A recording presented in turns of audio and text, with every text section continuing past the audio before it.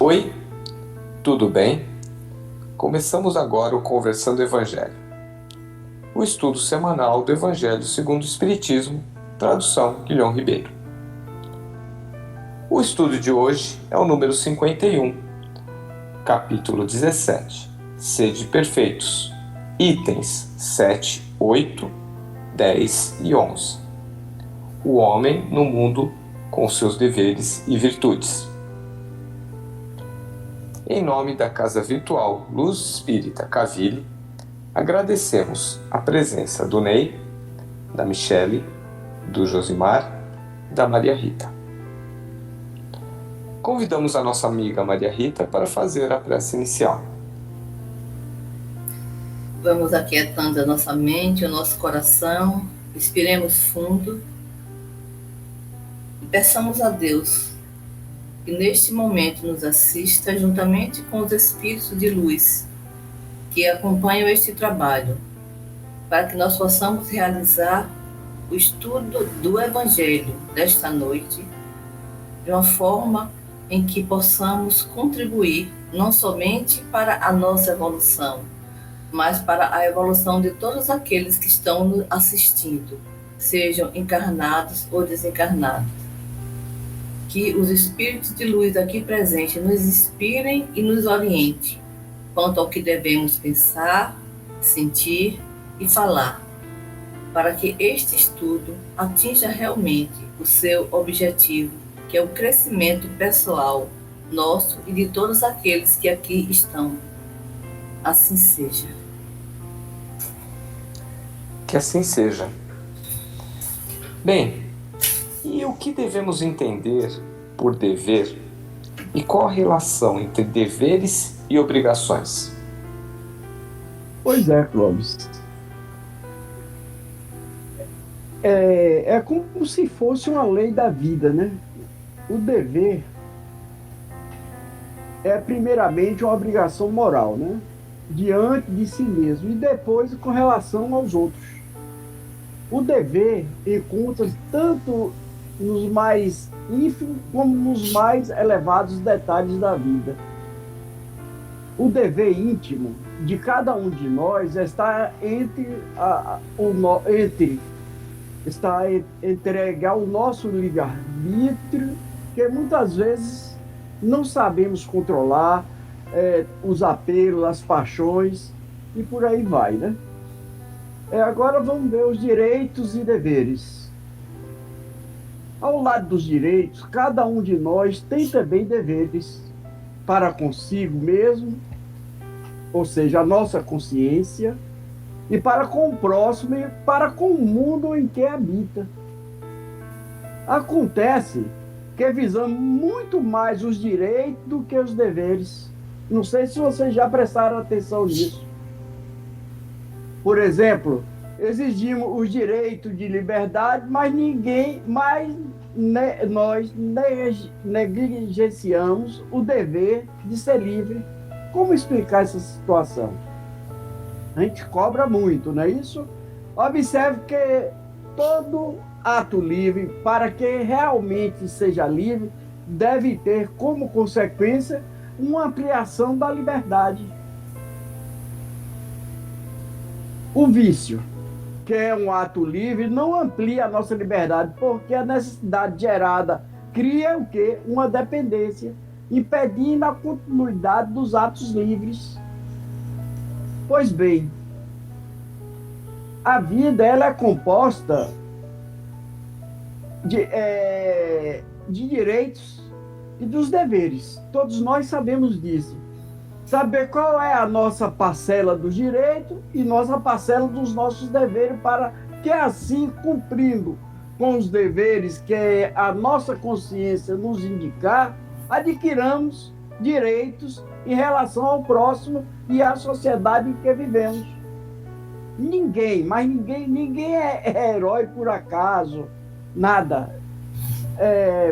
Por exemplo, se analisarmos a circunstância para pôr em prática tudo o que arquitetamos silenciosamente dentro da gente, do nosso subconsciente, há mas muita coisa, certo, que a vida de deveres, que para a gente pode ser fáceis, enfadonhos, não é tão fácil quanto parece para alguns ou para todos. Então, o que nós podemos tirar disso é que há uma diferença entre o dever e a obrigação. A obrigação designa a necessidade moral que vincula a nós o proceder de determinado modo. O dever significa os procedimentos que nós estamos obrigados a fazer. Em outro termo, a obrigação seria o aspecto formal, subjetivo, e o dever, o material. O objetivo na mesma realidade global. É isso aí. Muito bem. E onde começa e termina o dever? Lá no livro no Evangelho, segundo o Espiritismo, o Espírito Lázaro, ele fala que o dever começa precisamente no ponto em que ameaçais a felicidade ou a tranquilidade do vosso próximo, e termina no limite que não desejaríeis ver transposto em relação a vós. É a sabedoria popular, né? Não faça aos outros aquilo que não gostaria que fizessem com você. É simplesmente isso. Respeitar o limite do nosso irmão. Se a gente não quer que façam com a gente não pode fazer com o outro. Todos nós temos direitos e deveres. Vou dar um exemplo. É nosso dever como pais educar nossos filhos. E é dever dos nossos filhos nos respeitar. Mas também é direito dos nossos filhos e nosso direito sermos respeitados. Então eu, como mãe, eu não posso simplesmente achar que por eu sou mãe e tenho o dever de educar, eu posso fazer o que eu quero, eu posso falar o que eu quero para o meu filho. Tem um limite. Ele, como ser humano, ele precisa ser respeitado, assim como eu quero ser respeitada. Então, se eu não quero que meu filho me xingue, por exemplo, eu não posso xingar o meu filho. Esse é um exemplo de direito e dever simples e que muitas vezes a gente falha, né? Nós nos preocupamos muitas vezes com direitos e deveres grandiosos, né, como nação, mas a gente esquece dos pequenos deveres e direitos do dia a dia. É o respeito na fila da padaria, é o respeito com o nosso colega no trabalho, é o respeito e o dever quando a gente dá um encontrão no irmão na rua, e aí ao invés da gente pedir desculpas porque a gente está errado, a gente quer brigar, porque ele me empurrou, eu estou no meu direito de reclamar, será? Então, o nosso direito termina quando começa o do outro. E é realmente isso, a sabedoria popular, não fazer ao próximo aquilo que a gente não quer que façam com a gente. Perfeito. E no estudo também fala sobre o nosso corpo material. E por que o corpo é um patrimônio divino? Então, o corpo ele é concebido, né, na fecundação, não é isso? O espírito, como já explicou Jesus, né, através daquela conversa com Nicodemos, o espírito já existia, né? Ninguém sabe de onde veio, nem para onde vai. Né? Mas é através desse corpo que nasce na concepção que o espírito vivencia a experiência terrestre através do perispírito, né? Que transmite ao espírito as sensações, as emoções, os sentimentos, né? As mazelas que o corpo, né? E o conjunto vive durante a experiência na carne.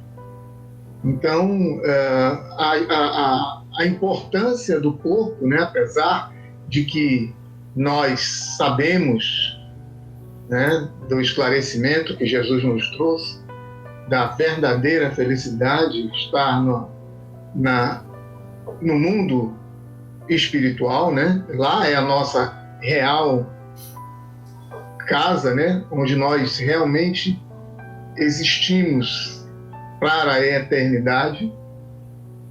A preservação e conservação do corpo é muito importante nesse processo, porque é através da vivência nesse corpo perecível que o espírito adquire valores imortais, né? Através desta vivência.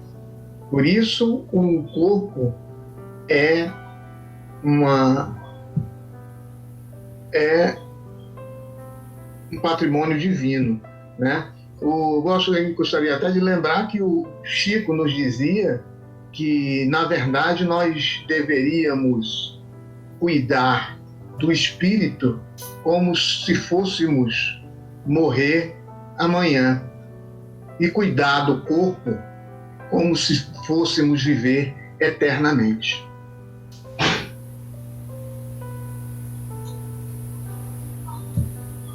Muito bem. E podemos distinguir facilmente sentimento, emoção e paixão?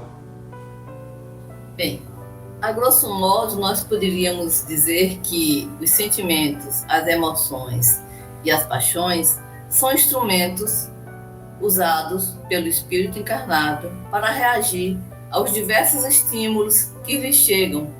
Pode ser estímulo visual, auditivo, qualquer tipo de estímulo, nós reagimos com emoção, com sentimentos e com paixão. São diferentes, não são iguais. São diferentes em intensidade. A emoção é uma reação rápida, de curta duração. A paixão é uma reação rápida, de duração mais prolongada do que a emoção. E o sentimento é uma reação mais branda e de duração mais longa. As emoções, elas são consideradas os temperos da vida, porque o homem que não tem emoção é aquela pessoa fria, sem graça, sem sal. E, segundo Mirei Lopes, nós temos 5 emoções que ele chama de 5 gigantes da alma. A raiva, que é uma reação imediata a um obstáculo. O medo, que é uma reação imediata a um perigo. A tristeza, que é uma reação imediata a uma perda. A alegria, que é uma reação imediata a uma vitória. E o amor, que é a reação imediata à confraternização, à comunhão de almas. Quando nós não vivemos bem estas emoções, porque elas são necessárias, se o homem não tiver raiva, ele não vai ter força para vencer os obstáculos da vida. Se ele não tiver tristeza, ele não vai saber lidar com a sua perda. Então, é muito importante que saibamos viver as nossas emoções. Uma raiva mal vivida, ela se transforma num sentimento ruim, de ira, mais prolongado.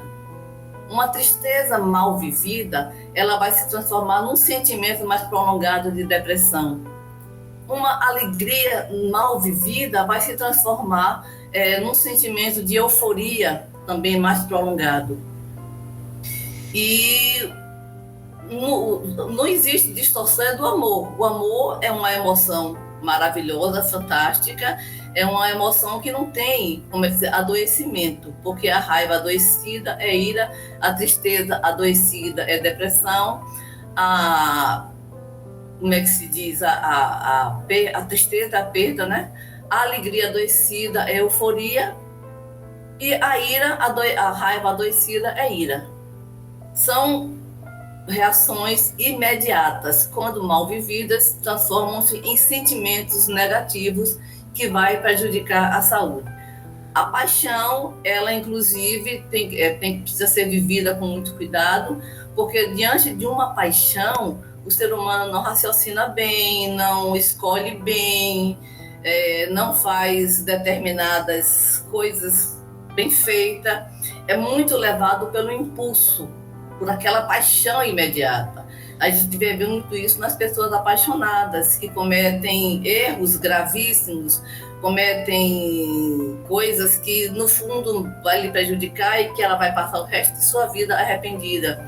Não somente a questão da paixão entre marido e mulher, entre homem e mulher, entre casais, sejam eles hétero ou homossexuais, mas também a paixão na política, que você vê aí quantos casos de assassinatos, de violência decorridas de momentos de paixão impensadas. Quando a gente lida com a emoção, existem 3 palavrinhas que eu acho assim bem mágicas: expressão, repressão e continência. A expressão, ela pode ser positiva ou negativa, a depender de como você exprime, vai expressar aquela emoção. A repressão, ela é sempre negativa, porque toda vez que você reprime a emoção, ela vai sair de outra forma, em forma de doença, em forma de qualquer outro sintoma. A continência não, a continência é sempre positiva. O que é ser continente? É você perceber sua emoção, você escolher o momento, a intensidade e o local em que você vai expressar aquela emoção. Muitas vezes, vamos supor, é um chefe seu que lhe mete aquela raiva, a vontade que você tem é de agredir aquele chefe, mas você pensa, não, se eu fizer isso eu vou perder meu emprego.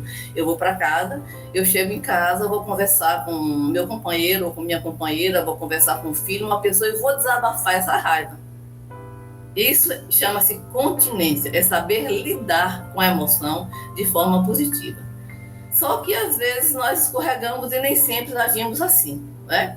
Então o que nós temos que ter, é como o próprio Espiritismo nos ensina, é compaixão conosco mesmo e com os outros. Uma pessoa que está sob efeito de fortes emoções precisa de compreensão, precisa de apoio e não de, como é que se diz assim, que seja recriminada, que seja criticada. Muitas vezes a tristeza precisa de quê? De colo. A pessoa está triste, coloca essa pessoa no colo, né? Não um colo literal, mas aquele colo de abraçar, de acolher. A pessoa está com raiva, permita que ela expresse essa raiva. Permite. Ela está com medo, acolha essa pessoa. Dá colo e acolha. Ela está alegre, vibra com ela. Ela está sentindo amor, compartilhe esse amor. Então, cada emoção tem a sua forma de expressão e tem a sua necessidade. Na hora em que nós compreendemos, né, essas emoções, nós vamos nos relacionar melhor com as pessoas. Mas a emoção, ela é importante e necessária.